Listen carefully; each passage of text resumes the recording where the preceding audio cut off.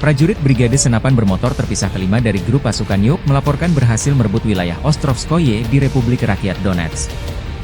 Di bawah tekanan kelompok penyerang kami, unit angkatan bersenjata Ukraina terpaksa mundur ke pemukiman tetangga Kurahovo, meninggalkan yang terluka di posisi mereka.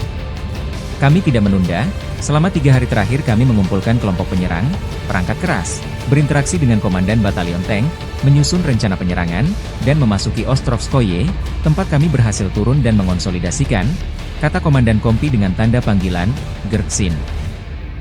Tentara Ukraina yang telah dikepung, setelah menyadari keunggulan unit Rusia, menyerah sebagai tawanan.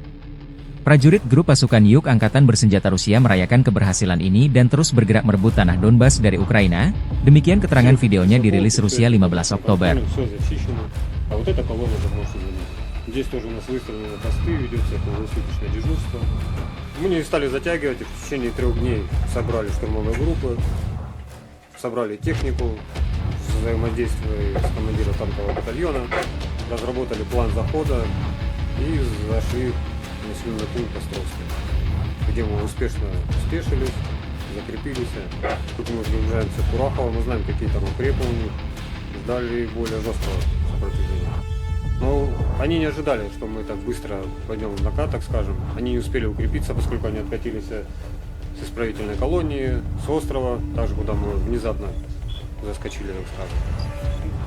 Они откатились в Островское, и спустя 3 дня опять мы туда залетаем на бронетехнике, спешимся, начинаем зачистку. У них не было варианта, как опять бежать. Мы не дали им опомниться, окопаться, укрепиться. То есть давим, идем вперед. Download Tribun X sekarang. Menghadirkan lokal menjadi Indonesia.